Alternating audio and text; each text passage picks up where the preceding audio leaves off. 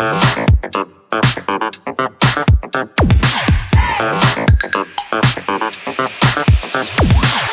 गांव में एक साधारण किसान रहता था जिसका नाम रमेश था। रमेश मेहनती और ईमानदार था, लेकिन उसके पास बहुत कम जमीन थी। वह अपने परिवार का पेट पालने के लिए दिन रात मेहनत करता था।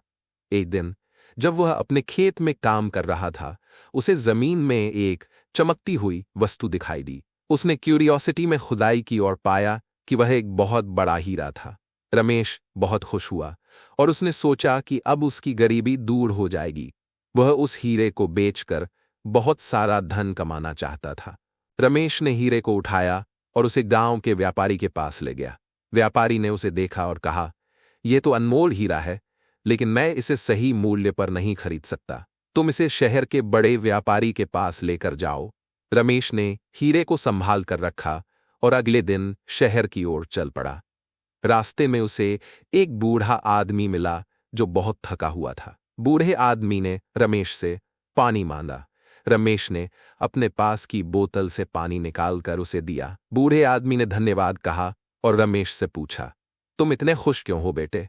रमेश ने उसे हीरे के बारे में बताया। बूढ़ा आदमी मुस्कुराया और कहा, बेटा, इस हीरे से तुम्हें खुशी तो मिलेगी, लेकिन असली खुशी दूसरों की मदद करने में है। रमेश ने बूढ़े की बात को सुना और सोचा, शायद यह सही कह रहा है। उसने हीरे को बेचने का विचार छोड़ दिया और उस हीरे से गांव में एक स्कूल और एक अस्पताल बनवाने का निर्णय लिया। उसने हीरे को दान में दे दिया और उसके बाद गांव में स्कूल और अस्पताल बन गए। गांव के सभी लोग रमेश की प्रशंसा करने लगे। रमेश ने महसूस किया कि दूसरों की भलाई के लिए किया गया काम ही असली खुशी देता है।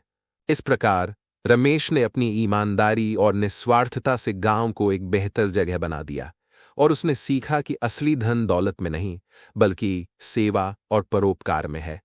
शिक्षा, असली खुशी दूसरों की भलाई और सेवा में है।